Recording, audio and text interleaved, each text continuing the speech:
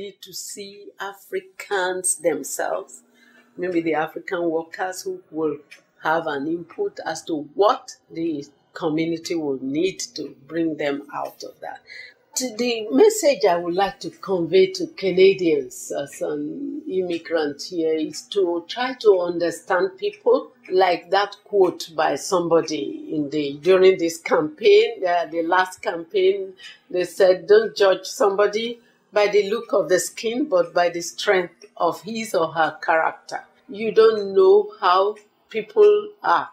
And there's a lot of challenges of racism and discrimination. To Canadians, I would say thank you for giving asylum and a safe haven to people who are otherwise persecuted in their own home country. But at the same time, there should be a welcoming spirit, total welcoming spirit, with disregard to how that person looks like. It's better to really study the strength of character and the skills, the experience that person has, because everybody is endowed with something. And then one may discover that the person we're just looking down on is not like that.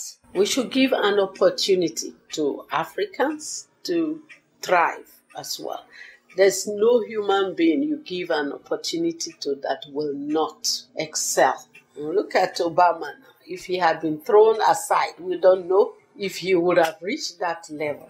It's good to give opportunity to the people. Since I joined the Masabo Culture Company, we did storytelling in schools. We walked through hundreds of schools all across Canada, but mainly in BC. And the acceptance of storytelling was great with the children across all lines, across all barriers, across everything. And somebody told me when I newly came that, "Oh, your accent is so heavy, those children will not understand."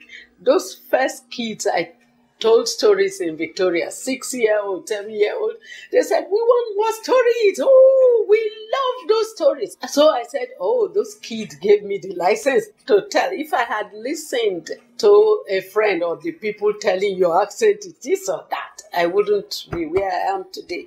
So storytelling is a powerful tool to crush all those barriers. It's enjoyed by adults, children, anybody. And provided you tell it well, you involve them, oh, they are great. That's another area of fulfillment for me, the storytelling and then the theater we do on the side.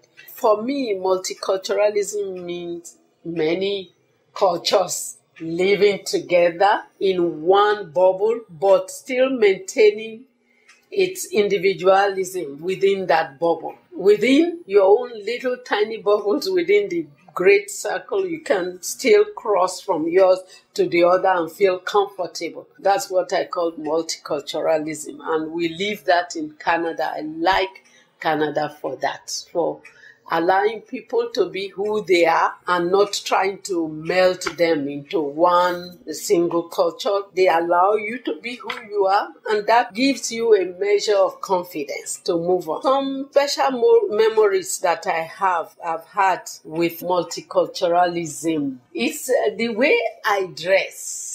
I count it as a very special thing for me, the way I dress, and especially in summer, I like wearing African attires and doing my stories and doing my theater and then giving talks. People accept it. So there's a message for people out there that, because some of my people will say, "Oh, why are you doing that? We are now in Canada. You don't need that." Canadians themselves, this country was built by all immigrants, everybody except the First Nation people. We all came here and we brought what we had from home. This, what I'm wearing, could be the culture of tomorrow. The stories I tell could become part of the Canadian stories tomorrow. Whatever we are doing will now become part of the multiculturality of the